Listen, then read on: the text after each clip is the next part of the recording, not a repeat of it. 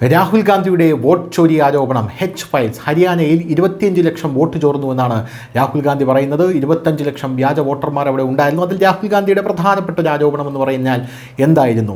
അതായത് ഒരു ബ്രസീലിയൻ മോഡലിൻ്റെ ചിത്രം വെച്ചുള്ള ഒരു സ്ത്രീ 22 വട്ടം വോട്ട് ചെയ്തിട്ടുണ്ടെന്നാണ് രാഹുൽ ഗാന്ധി പറയുന്നത്. ഇപ്പോഴിതാ രാഹുൽ ഗാന്ധിയുടെ ആരോപണങ്ങളെ പൊളിച്ചടുക്കിക്കൊണ്ട് ആ സ്ത്രീ തന്നെ രംഗത്തെത്തിയിരിക്കുകയാണ്. ഹരിയാനയിൽ വലിയ തോതിലുള്ള വോട്ടർ തട്ടിപ്പ് നടന്നതായിട്ടുള്ള കോൺഗ്രസ് നേതാവ് രാഹുൽ ഗാന്ധിയുടെ ആരോപണത്തിൽ വൻ വഴിത്തിരിവ് ഉണ്ടായിരിക്കുകയാണ്.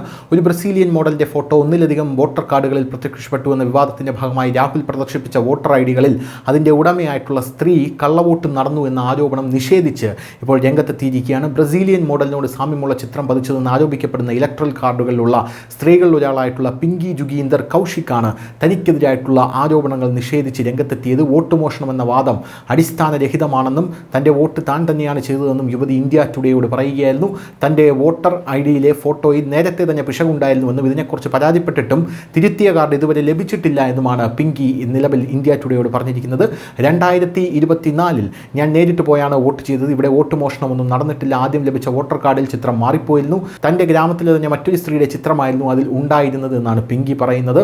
ഞങ്ങളത് ഉടനടി തിരികെ നൽകി, പക്ഷേ ഇതുവരെ തിരുത്തിയ കാർഡ് ഞങ്ങൾക്ക് ലഭിച്ചില്ല. അതുകൊണ്ട് തന്നെ 2024 തിരഞ്ഞെടുപ്പിൽ എൻ്റെ വോട്ടർ സ്ലിപ്പും ആധാർ കാർഡും ഉപയോഗിച്ചാണ് ഞാൻ വോട്ട് ചെയ്തതെന്നാണ് ഈ സ്ത്രീ പറയുന്നത്. തെറ്റ് BLAയുടെ തിരഞ്ഞെടുപ്പ് ഓഫീസറുടെ ഭാഗത്തായിരിക്കണം. അതെങ്ങനെ എൻ്റെ തെറ്റാകും?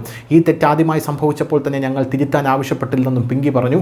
പിങ്കി നേരിട്ടാണ് വോട്ട് ചെയ്തതെന്നും അതുകൊണ്ട് തന്നെ തെറ്റ് തങ്ങളുടെ ഭാഗത്തല്ല എന്നും അവരുടെ ഭർത്തൃ സഹോദരനും തറപ്പിച്ച് പറയുന്ന ഒരു സാഹചര്യം ഉണ്ടായിരിക്കുന്നു. News desk news India Malayalam.